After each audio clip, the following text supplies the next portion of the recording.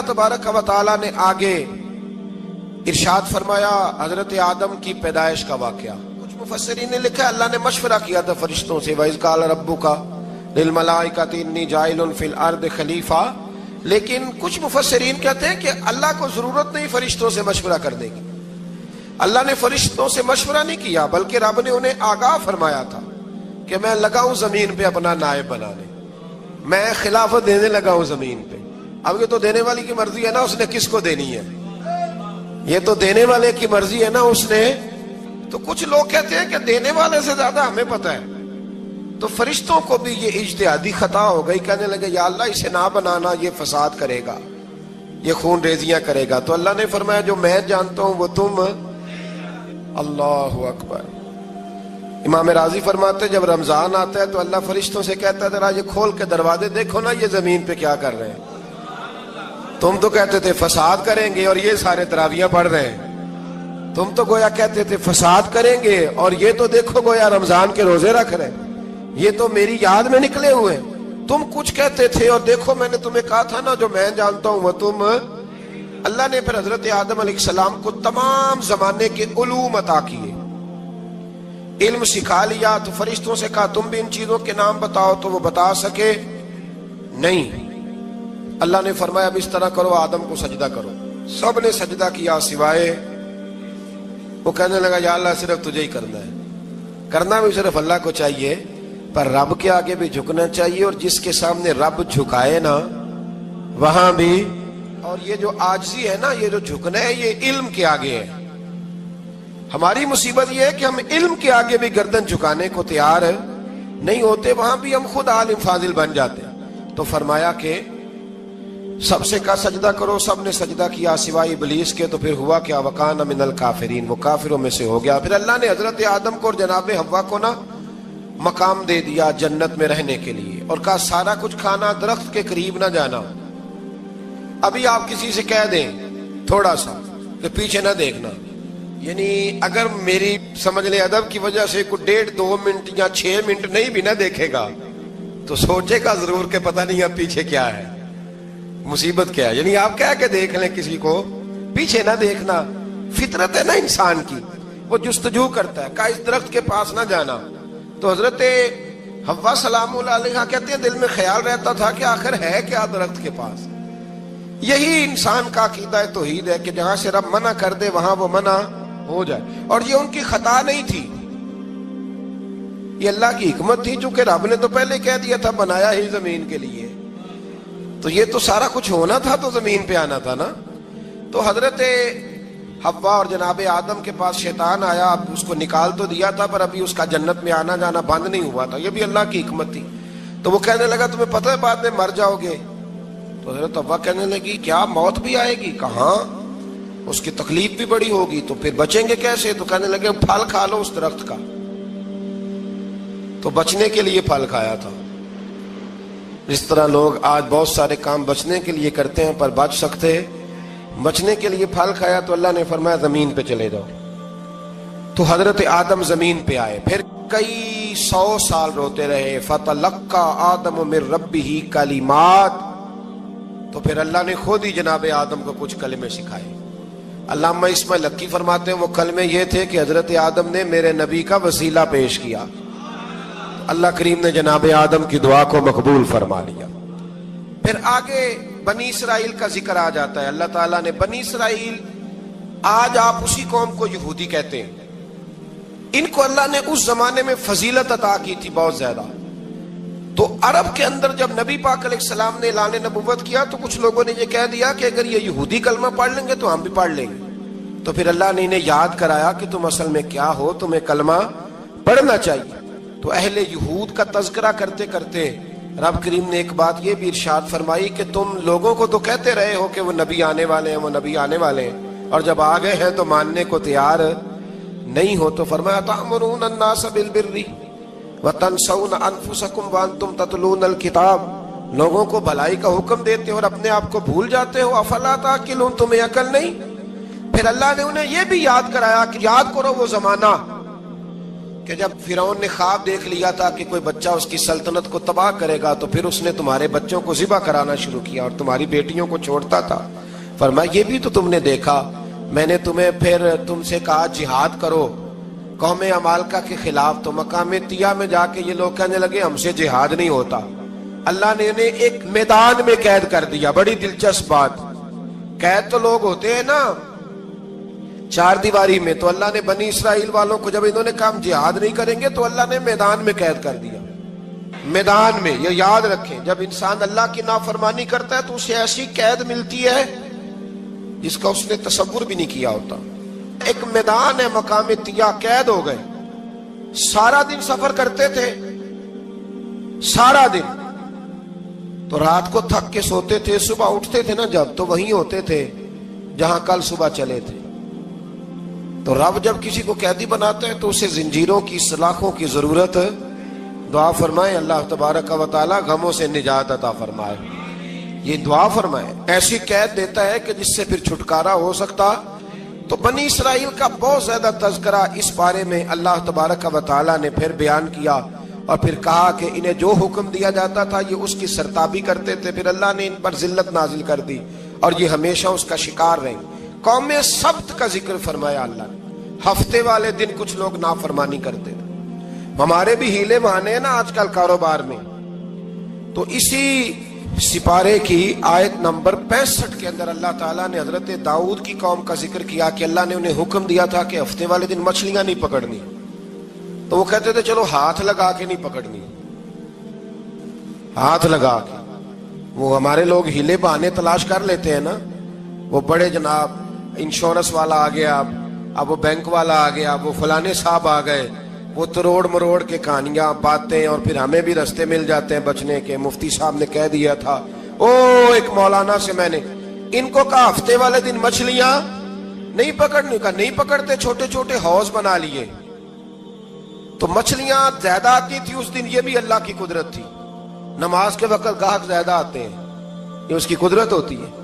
تو وہ مچھلیاں حوض میں جمع ہو جاتی ہیں. یوں سمجھ لیں کہ جال انہوں نے لگا لیے ہوئے تھے, تو جال میں وہ پھنستی رہتی تھی, حوضوں میں آتی رہتی تھی. ہفتے کو نہیں پکڑتے تھے, اتوار کو پکڑ لیتے تھے. تو پھر اللہ نے انہیں سزا دی. فرمایا تماشے کرتے ہو اللہ کے حکم کے ساتھ. کیا سزا دی؟ فَقُلْنَا لَهُمْ كُونُوا قِرَادَةً خَاسِئِينَ. فرمایا بندر بن جاؤ دھتکارے ہوئے. جو رزق حرام طریقے سے کماتے تھے رب انہیں بندر بنا دیتا تھا. ابھی بھی میں نے دیکھے ہیں بڑے بڑے تاجر پاگلوں جیسی زندگی گزار رہے ہیں. نفسیاتی طور پہ سکون نہیں ہے, کروڑوں روپیہ پڑا ہے. کیوں؟ اس لیے کہ رب کے بتائے ہوئے طریقے کے مطابق تجارت نہیں کرتے. آگے ایک اور دلچسپ بات آ گئی. بنی اسرائیل کے اندر نا ایک شخص نے اپنے چچا کو قتل کر دیا جائیداد کے لیے. یہ دیکھیں کب سے لوگ جائیداد کے لیے قتل کرتے آ رہے ہیں. چچا کو قتل کر دیا, اور قتل کر کے حضرت موسیٰ علیہ السلام کے پاس آئے کہ میرے چچا کو کسی نے قتل کر دیا ہے, تو بتائیں کیا کرنا ہے. تو آپ نے فرمایا کہ گائے ذبح کرو, اور اس کا ایک ٹکڑا مقتول کو مارو, مرنے والے کو. وہ خود اٹھ کے بتا دے گا مجھے کس نے قتل کیا ہے. اب ارادہ نہیں تھا گائے ذبح کرنے کا, تو بہانے کرنے لگے. ارادہ نہیں نہ ہوتا تو پھر کیا ہوتے ہیں, کہنے لگے گائے کس طرح کی ہو, بوڑھی ہو کہ بچی ہو, رنگ کیسا ہو, جوان ہو کہ چھوٹی ہو, حال میں ایک دفعہ چلنا سیکھ گئی ہو یا ابھی نہ سیکھی ہو. تو بتاتے گئے تو رب بھی شرطیں بیان کرتا گیا. گہرے زرد رنگ کی ہو, حال کے اندر اسے نہ چلایا گیا ہو, پانی نہ نکالا گیا ہو, نہ بچی ہو نہ جوان ہو, اس کے درمیان ہو. یہ ساری شرطیں کہاں پائی جاتی تھی؟ حضرت موسیٰ علیہ السلام کی قوم کا ایک شخص تھا جو اللہ کا ولی تھا. وہ جب انتقال کرنے لگا نا, اللہ اکبر, دیکھو رب ولیوں کی اولادوں پر بھی کتنا فضل فرماتا ہے. وہ جب انتقال کرنے لگا تو ایک اس کے پاس چھوٹی سی بچیا تھی, گائے کی بچی. اس نے جنگل میں چھوڑ دی. کہنے لگا یا اللہ میں تیرے نام پہ چھوڑتا ہوں, میرا بچہ جوان ہو جائے تو اسے دے دینا, اور تو سرمایہ ہی کوئی نہیں. بچہ بڑا ہوا تو بچہ بھی بڑا نیک تھا, اپنی ماں کا بڑا فرما بردار تھا. اس کی ماں نے کہا بیٹا تیرے باپ نے ایک گائے چھوڑی تھی. تو بچہ جنگل میں گیا اور جا کے کہنے لگا اے اللہ میری گائے مجھ سے ملا دے. تو رب کریم نے وہ گائے واپس کر دی.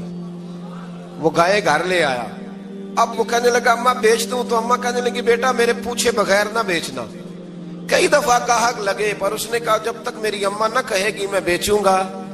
ادھر بنی اسرائیل والے شرطیں جتنی گائے کے بارے میں پوچھ چکے تھے وہ ساری اسی گائے میں پائی جاتی تھی. تو یہ ڈھونڈتے ڈھونڈتے وہاں پہنچ گئے تو کہنے لگے گائے چاہیے. تو اس نے کہا بھی تمہاری مرضی سے نہیں, قیمت میری مرضی کی. ایک مفسر نے تو یہاں تک لکھا ہے کہ اس نے کہا گائے ذبح کر کے نا تو جتنا گائے کے اندر گوشت ہوگا نا اتنا ہی کھال کے اندر تم مجھے مال بھر کے دو گے, اتنے سکے بھر کے دو گے, اتنی اشرفیاں بھر کے دو گے تو پھر تمہیں گائے دوں گا. تو پھر یہ گائے انہیں ملی اور یہ گائے لے کر کے آئے. زیادہ سوالات نہ کرتے تو زیادہ الجھتے نہ. ہم بھی دین کے معاملے میں بڑے سوال جواب کرتے ہیں, اتنا سوال کریں جتنی اس کی ضرورت ہے. ان لوگوں نے سوالات زیادہ کیے تو پھر الجھ زیادہ گئے.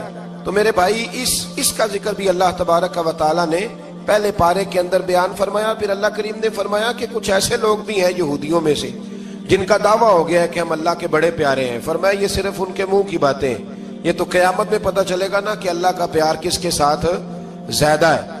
اور پھر یہ بھی یہودیوں نے دعویٰ کیا ہے. اسی پارے میں اللہ فرماتے ہیں کہ ان کا دعویٰ ہے کہ ہم اللہ کے بڑے پیارے ہیں, جنت میں ہم ہی جائیں گے. تو اللہ فرماتے ہیں پھر مرنے کی دعا تو کرو, جنت میں تو مر کے جانا ہے نا.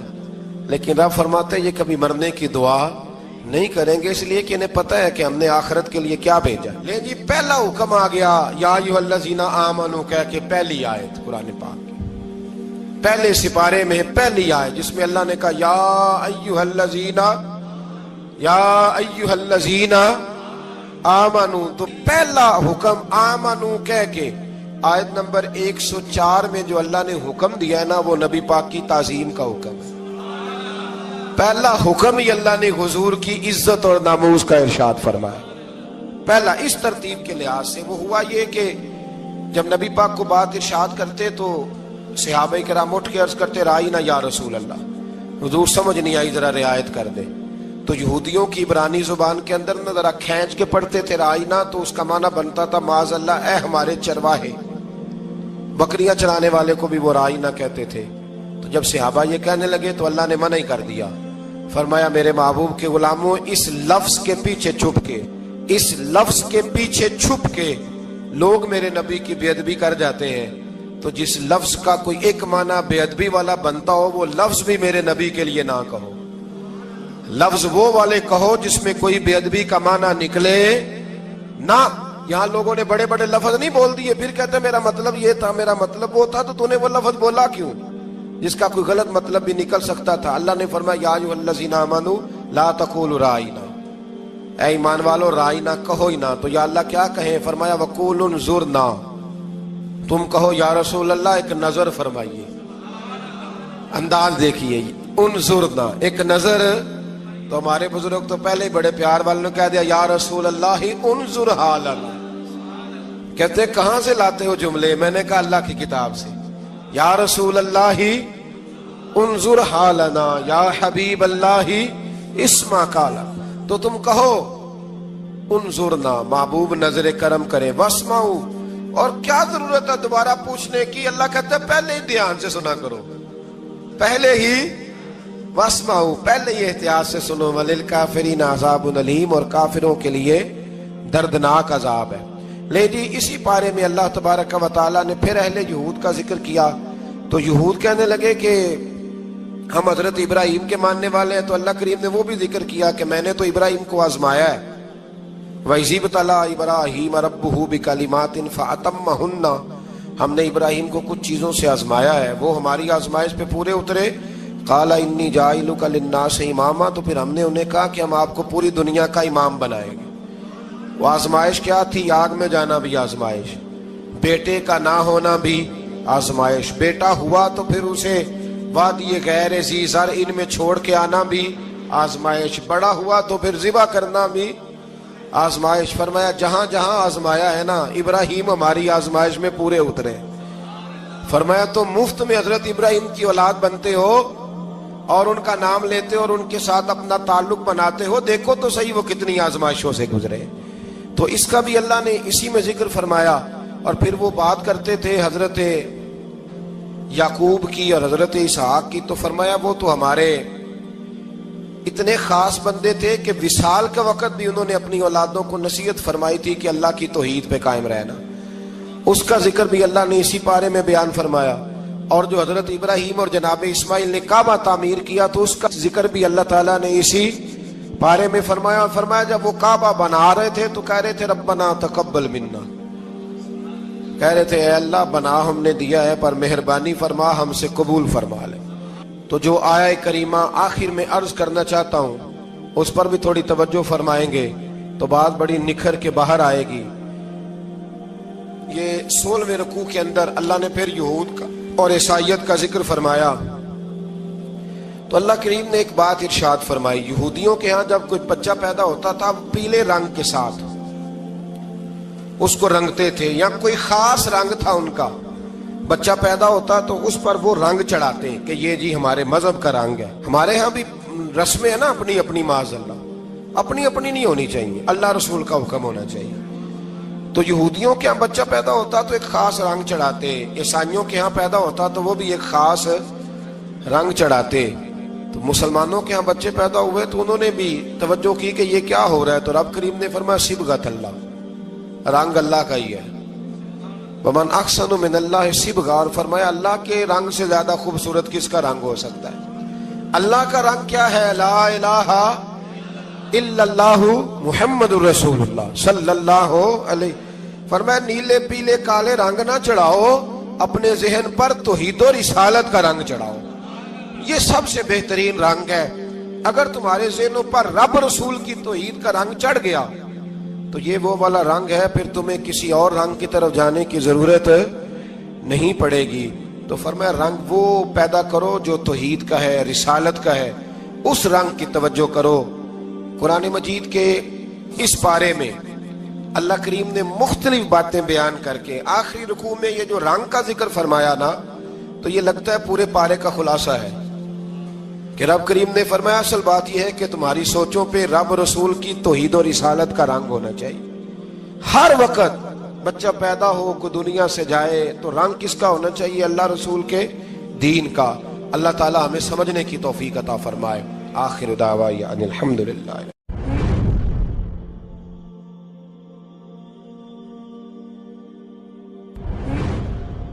अल्लाह ताला ने इंसान को याद कराया है कि तूने इबादत अपने रब की करनी है। और फरमाया रब तुम्हारा वो है जिसने तुम्हारे लिए जमीन को फर्श बनाया है, आसमान को छत बनाया है, और आसमान से पानी बरसा के तो जमीन से फल उगाए हैं, रिज़्क़ल लकुम, वो भी तेरे खाने के लिए उगाए हैं। वो जो आसमान से बारिश बरसा के जमीन से सब्ज़ार फल उगाए हैं तो वो भी तेरे लिए। जब सारा कुछ तेरे लिए बनाया तो तू भी तो इबादत करना अपने रब की, फिर किसी को उसका शरीक ना ठहरा। एक चैलेंज भी किया कुरान मजीद ने इस रुकू के अंदर। कहा करते थे मक्के के लोग कि आप कुरान मजीद की आयतें नबी करीम अलैहिस्सलाम से कहा करते थे कि माज़अल्लाह आप खुद बनाते हैं, बना के लाते हैं। तो अल्लाह करीम ने फरमाया व इन कुंतुम फी रैबिम मिम्मा नज़्ज़लना अला अब्दिना फ़अतू बिसूरतिन मिन मिस्लिही, अगर तुम्हें शक हो ना इसमें जो हमने बंदा खास पे नाजिल किया है तो तुम भी इस जैसी एक सूरत बना के लाओ। पढ़े लिखे तो तुम भी हो ना, मक्के में तुम भी रहते हो, तो एक सूरत बना के लाओ। कुरान मजीद हमसे छीना गया है साजिश के तहत, इसलिए कि जिस कौम को कुरान आ जाता है ना फिर कोई काफिर उसका मुकाबला नहीं कर सकता। देखे ना, अगर काफिरों के पास जवाब होता कुरान पाक का तो बदर और ओहद में ना कोई आयत बना के लाते, कुरान के मुकाबले की तलवारें लेके ना आते। उनके पास जवाब ही नहीं था। और कयामत तक किसी काफिर के पास कुरान मजीद का कोई जवाब, कुरान का कोई जवाब, कसम अल्लाह की जवाब कोई नहीं, कुरान का इसका कोई जवाब नहीं। क्या बात है कुरान पाक की। वो एक दफा मुसलमान कज़्ज़ाब बेईमान कहने लगा मैंने बना लिया है कुरान पाक का जवाब। माज़अल्लाह, जवाब क्या बनाया? वो सूरत है ना अलकारिया तुम अलकारिया वमा अदराका मलकारिया, खड़खड़ाने वाली क्या है, खड़खड़ाने वाली तुम्हें क्या पता क्या है खड़खड़ी, क़यामत का जिक्र है। कहने लगा मैंने इस जैसी सूरत बना लिया, तो क्या बनाया? अलफील मलफील वमा अदराका मलफील। कहने लगा हाथी, तुम्हें क्या पता क्या हाथी। تم کیا جانو کیا ہاتھی؟ تو پاس جو اس کے اپنے بیٹھے تھے نا چیلے، وہ کہنے لگے چپ کر جا، سارے زمانے کو پتہ ہے ہاتھی کیا ہوتا ہے. وہ پاگل ہے، اس کے 2 کان ہوتے ہیں، ایک سونڈ ہوتی ہے، 4 اس کے پیر ہوتے ہیں. بیوقوف آدمی قرآن کا مقابلہ کرنا ہے تو کچھ چج کے ساتھ کر، پاگلوں کی طرح مقابلہ کرے گا، جوتے کھائے گا بھی، ہمیں بھی پڑھوائے گا. تو قرآن مجید کا کوئی مقابلہ کر سکا؟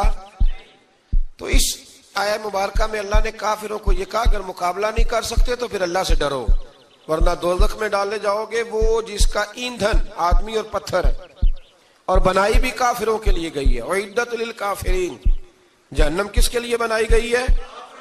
کافروں اور منافقوں کے لیے. مسلمانوں کے لیے بنائی گئی. مسلمان مرضی سے چھلانگے لگائیں تو ان کی موج ہے، ورنہ ان کے لیے جہنم، ان کے لیے اللہ نے جنت بنائی ہے. اور یہ بات کرتے ہی رب کریم نے فرمایا اے محبوب علیہ الصلوۃ والسلام مومنوں کو خوشخبری دے دیں کہ اللہ نے ان کے لیے جنت بنائی ہے، اس میں باغات ہیں، انہیں رزق دیا جائے گا کھانے کے لیے، اور اس میں انہیں پاکیزہ بیویاں دی جائیں گی، اور پھر وہ اس میں ہمیشہ رہیں گے، انہیں اس سے نکالا نہیں جائے گا. آگے جو آیات کریمہ ہے نا، اس کے اندر اللہ تبارک و تعالیٰ نے فرمایا ہے کہ اللہ حیا نہیں کرتا سمجھانے کے لیے مچھر کی مثال بھی دینی پڑے. فرمایا قرآن سے کچھ لوگ ہدایت حاصل کرتے ہیں اور کچھ گمراہ ہو جاتے ہیں. جب لوگ اپنی مرضی کی تشریحات چاہتے ہیں تو گمراہ ہوتے ہیں، اور جب قرآن کو رسول اللہ صلی اللہ علیہ وسلم اور امت مسلمہ کی تشریحات کی روشنی میں سمجھتے ہیں تو پھر اللہ ہدایت عطا فرماتا ہے. پھر اللہ تبارک و تعالیٰ نے آگے ارشاد فرمایا حضرت آدم کی پیدائش کا واقعہ. کچھ مفسرین نے لکھا اللہ نے مشورہ کیا تھا فرشتوں سے، وَإِذْ قَالَ رَبُّكَ لِلْمَلَائِكَةِ إِنِّي جَاعِلٌ فِي الْأَرْضِ خَلِيفَةً. لیکن کچھ مفسرین کہتے ہیں کہ اللہ کو ضرورت نہیں فرشتوں سے مشورہ کرنے کی. اللہ نے فرشتوں سے مشورہ نہیں کیا، بلکہ رب نے انہیں آگاہ فرمایا تھا کہ میں لگا ہوں زمین پہ اپنا نائب بنانے، میں خلافت دینے لگا ہوں زمین پہ. اب یہ تو دینے والی کی مرضی ہے نا، اس نے کس کو دینی ہے، یہ تو دینے والے کی مرضی ہے نا اس نے. تو کچھ لوگ کہتے ہیں کہ دینے والے سے زیادہ ہمیں پتہ ہے. تو فرشتوں کو بھی یہ اجتہادی خطا ہو گئی، کہنے لگے یا اللہ اسے نہ بنانا، یہ فساد کرے گا، یہ خون ریزیاں کرے گا. تو اللہ نے فرمایا جو میں جانتا ہوں وہ تم. اللہ اکبر. امام راضی فرماتے جب رمضان آتا ہے تو اللہ فرشتوں سے کہتا ہے ذرا یہ کھول کے دروازے دیکھو نا یہ زمین پہ کیا کر رہے ہیں. تم تو کہتے تھے فساد کریں گے اور یہ سارے تراویحیں پڑھ رہے ہیں. تم تو گویا کہتے تھے فساد کریں گے اور یہ تو دیکھو گویا رمضان کے روزے رکھ رہے ہیں، یہ تو میری یاد میں نکلے ہوئے ہیں. تم کچھ کہتے تھے اور دیکھو میں نے تمہیں کہا تھا نا جو میں جانتا ہوں وہ تم. اللہ نے پھر حضرت آدم علیہ السلام کو تمام زمانے کے علوم عطا کیے، علم سکھا لیا. تو فرشتوں سے کہا تم بھی ان چیزوں کے نام بتاؤ، تو وہ بتا سکے نہیں. اللہ نے فرمایا اب اس طرح کرو آدم کو سجدہ کرو. سب نے سجدہ کیا سوائے وہ. کہنے لگا یا اللہ صرف تجھے ہی کرنا ہے، کرنا بھی صرف اللہ کو چاہیے، پر رب کے آگے بھی جھکنا چاہیے، اور جس کے سامنے رب جھکائے نا وہاں بھی. اور یہ جو عاجزی ہے نا، یہ جو جھکنا ہے، یہ علم کے آگے ہے. ہماری مصیبت یہ ہے کہ ہم علم کے آگے بھی گردن جھکانے کو تیار نہیں ہوتے، وہاں بھی ہم خود عالم فاضل بن جاتے.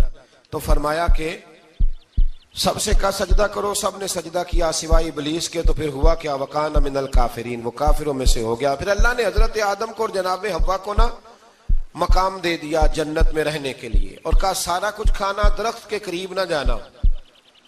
ابھی آپ کسی سے کہہ دیں تھوڑا سا کہ پیچھے نہ دیکھنا، یعنی اگر میری سمجھ لیں ادب کی وجہ سے کوئی 1.5-2 منٹ یا 6 منٹ نہیں بھی نہ دیکھے گا تو سوچے گا ضرور کہ پتہ نہیں اب پیچھے کیا ہے، مصیبت کیا ہے. یعنی آپ کہہ کے دیکھ لیں کسی کو پیچھے نہ دیکھنا.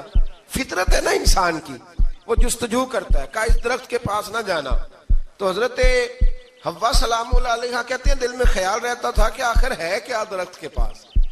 یہی انسان کا عقیدہ توحید ہے کہ جہاں سے رب منع کر دے وہاں وہ منع ہو جائے. اور یہ ان کی خطا نہیں تھی، یہ اللہ کی حکمت تھی، چونکہ رب نے تو پہلے کہہ دیا تھا بنایا ہی زمین کے لیے، تو یہ تو سارا کچھ ہونا تھا تو زمین پہ آنا تھا نا.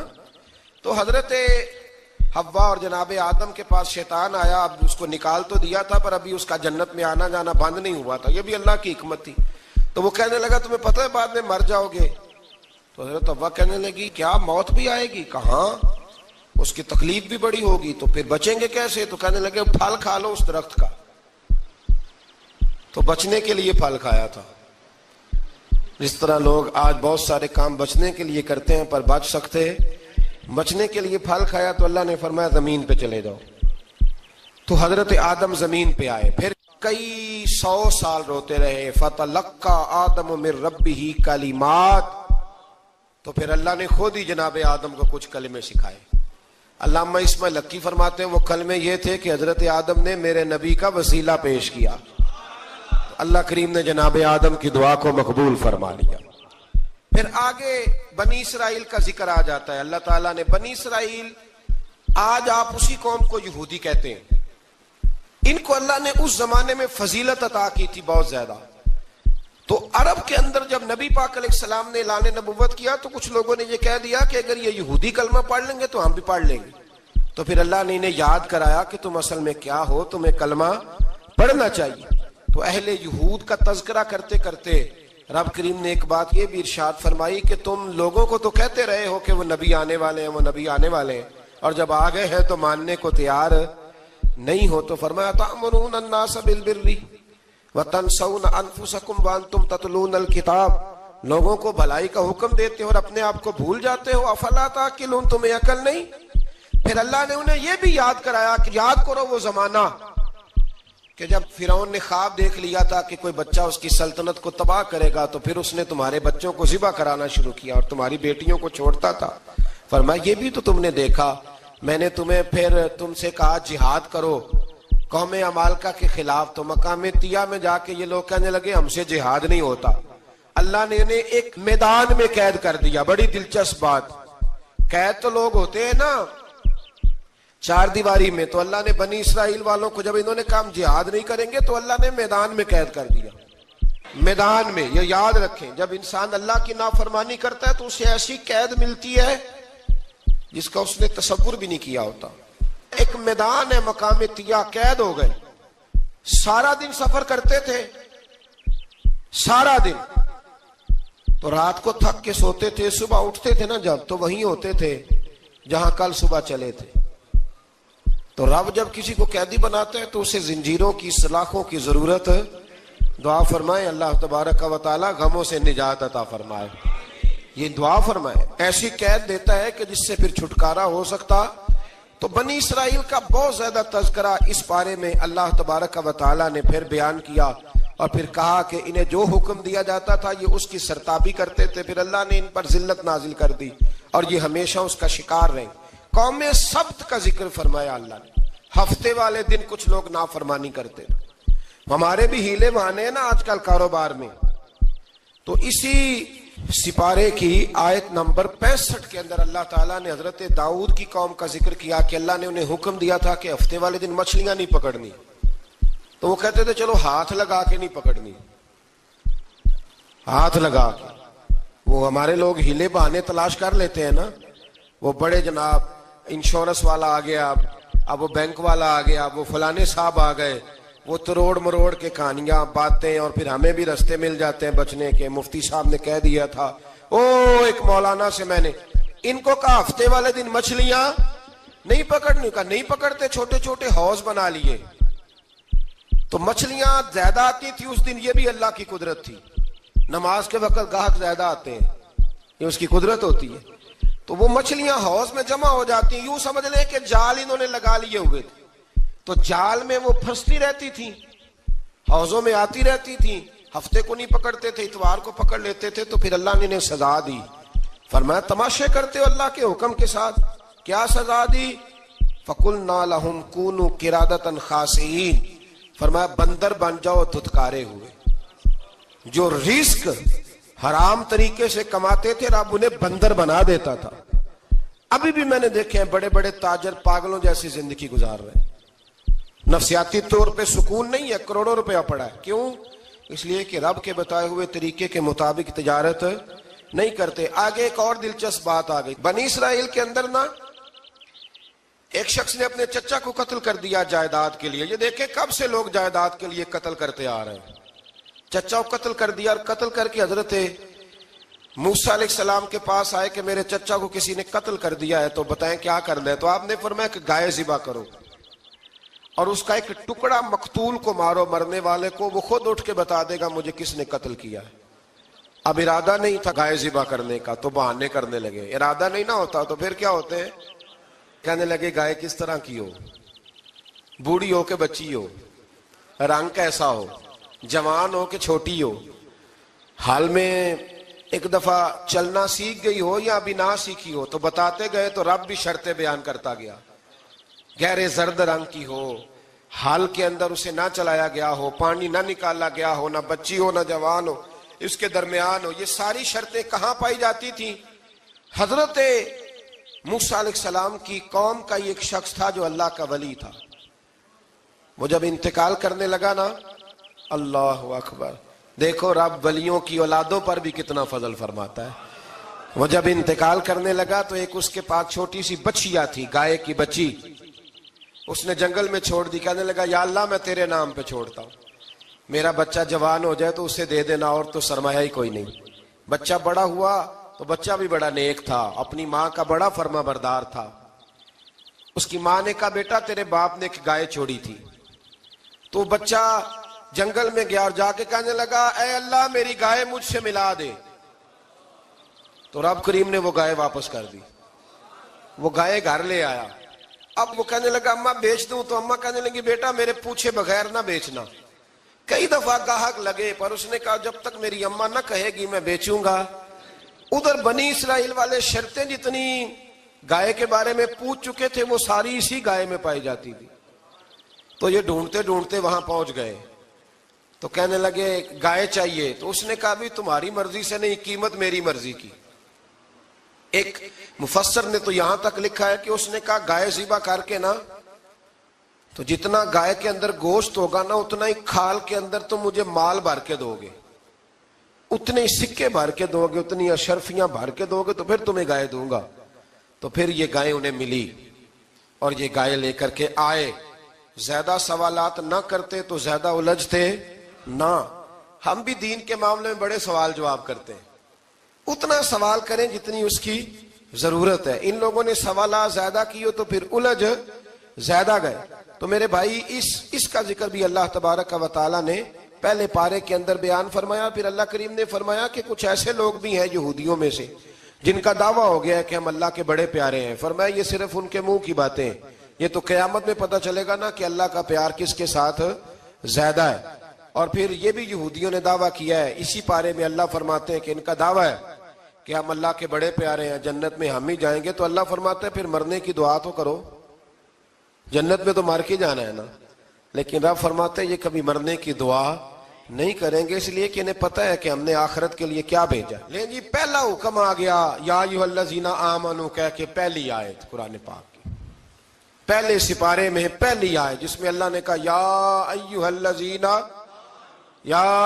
الذین آمنوا. تو پہلا حکم آمنوا کہہ کے.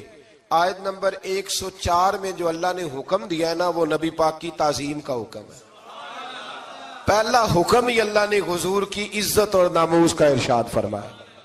پہلا اس ترتیب کے لحاظ سے وہ ہوا یہ کہ جب نبی پاک کو بات ارشاد کرتے تو صحابہ کرام اٹھ کے عرض کرتے رائینا یا رسول اللہ, حضور سمجھ نہیں آئی ذرا رعایت کر دیں. تو یہودیوں کی عبرانی زبان کے اندر نہ ذرا کھینچ کے پڑھتے تھے رائینا, تو اس کا معنی بنتا تھا معاذ اللہ اے ہمارے چرواہے. بکریاں چرانے والے کو بھی وہ رائینا کہتے تھے. تو جب صحابہ یہ کہنے لگے تو اللہ نے منع ہی کر دیا. فرمایا میرے محبوب کے غلاموں اس لفظ کے پیچھے چھپ کے, اس لفظ کے پیچھے چھپ کے لوگ میرے نبی کی بے ادبی کر جاتے ہیں. تو جس لفظ کا کوئی ایک معنی بے ادبی والا بنتا ہو وہ لفظ بھی میرے نبی کے لیے نہ کہو. لفظ وہ والے کہو جس میں کوئی بے ادبی کا معنی نکلے نہ. یہاں لوگوں نے بڑے بڑے لفظ نہیں بول دیے پھر کہتے میرا مطلب یہ تھا میرا مطلب وہ تھا. تو تو نے وہ لفظ بولا کیوں جس کا کوئی غلط مطلب بھی نکل سکتا تھا. اللہ نے فرمایا یا ایھا الذین آمنوا لا تقولوا رائینا, اے ایمان والو رائینا کہو ہی نہ. تو یا اللہ کیا کہیں؟ فرمایا وقولوا انظرنا, تم کہو یا رسول اللہ ایک نظر فرمائیے. انداز دیکھیے, انظرنا ایک نظر. تو ہمارے بزرگ تو پہلے بڑے پیار والوں نے کہہ دیا یا رسول اللہ انظر حالنا, کہتے ہیں کہاں سے لاتے ہو جملے؟ میں نے کہا اللہ کی کتاب سے. یا رسول اللہ انظر حالنا، یا حبیب اللہ اسما قالا.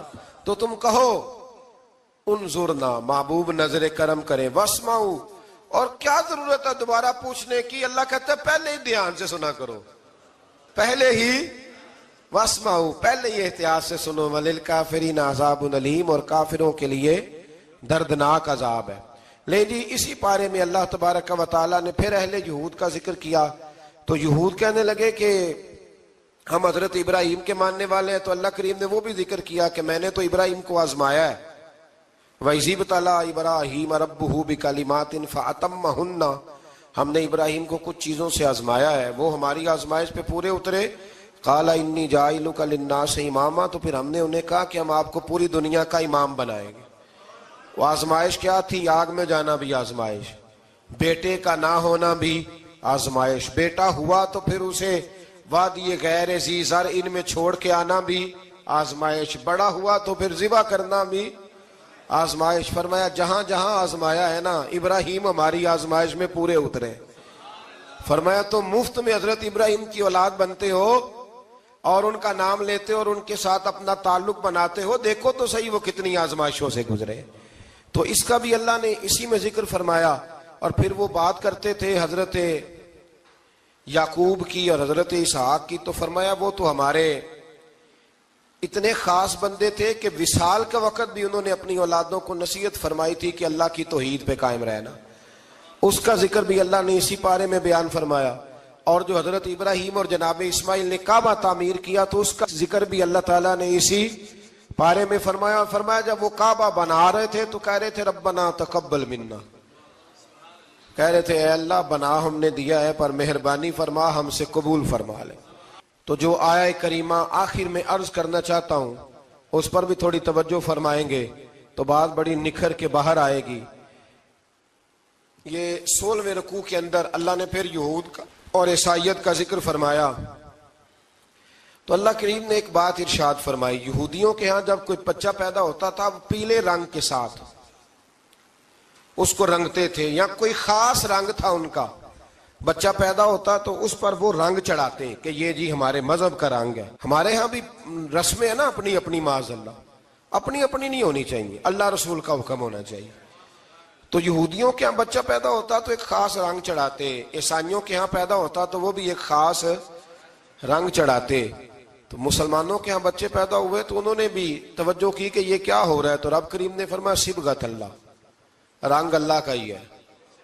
ومن احسن من اللہ صبغہ، اور فرمایا اللہ کے رنگ سے زیادہ خوبصورت کس کا رنگ ہو سکتا ہے؟ اللہ کا رنگ کیا ہے؟ لا الہ الا اللہ محمد الرسول اللہ صلی اللہ علیہ. فرمایا نیلے پیلے کالے رنگ نہ چڑھاؤ، اپنے ذہن پر توحید و رسالت کا رنگ چڑھاؤ. یہ سب سے بہترین رنگ ہے. اگر تمہارے ذہنوں پر رب رسول کی توحید کا رنگ چڑھ گیا تو یہ وہ والا رنگ ہے، پھر تمہیں کسی اور رنگ کی طرف جانے کی ضرورت نہیں پڑے گی.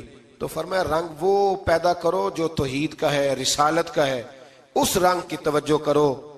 قرآن مجید کے اس پارے میں اللہ کریم نے مختلف باتیں بیان کر کے آخری رکوع میں یہ جو رنگ کا ذکر فرمایا نا، تو یہ لگتا ہے پورے پارے کا خلاصہ ہے کہ رب کریم نے فرمایا اصل بات یہ ہے کہ تمہاری سوچوں پہ رب رسول کی توحید و رسالت کا رنگ ہونا چاہیے. ہر وقت